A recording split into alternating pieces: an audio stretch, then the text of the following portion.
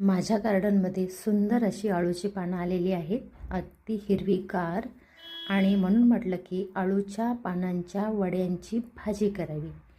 आणि तर चला, मी छान अशी पानं तोडून घेत आहे.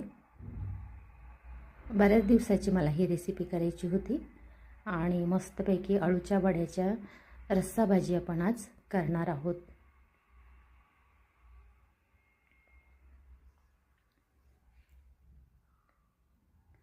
इथे मी मुगाची डाळ भिजत घातलेली आहे वाटीभर आणि ती मिक्सरला वाटून घेतलेली आहे. यात मी 3 ते 4 हिरव्या मिरच्या, लसण, जिरे आणि मीठ आणि थोडासा ओवा एवढं जिन्नस टाकलेले आहे. आणि हे पानांना भरपूर लावायचं आणि त्याचे रोल करून घ्यायचे. खूप भुसभुशीत असे वड्या होतात आणि खायला एकदम टेस्टी लागतात.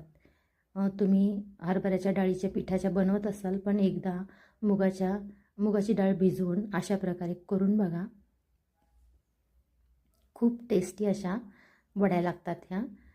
इथे मी याच्यामध्ये पाणी टाकलेलं आहे बाउलमध्ये आणि खालून एक प्लेट ठेवलेली आहे आणि याला तेल लावलेलं आहे आणि त्या वड्यात टाकून शिजायला ठेवलेले आहे. तोपर्यंत आपण इथं मसाला करून घेऊया.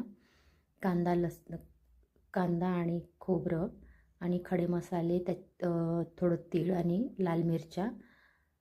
आता आपल्या वड्या शिजलेली आहेत, त्याला आपण थंड करून घेऊया आणि थंड झाल्यानंतर लगेचच याचे काप करून घेऊया.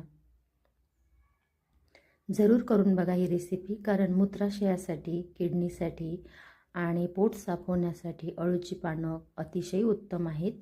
म्हणून आठवड्यातून किमान एकदा तरी ही भाजी नक्की खाऊन बघत जा. रेसिपी आवडल्यास चॅनलला सबस्क्राईब करा. अशाच नवीन नवीन रेसिपी मी तुमच्यासाठी घेऊन येणार आहे. तर चला, आपले काप करून झालेले आहेत आणि आपण आता केलेला मसाला हा फोडणी देऊया आणि पाण्याला उकळी आल्यानंतर त्यामध्ये आपण ह्या वड्या टाकून घेऊया.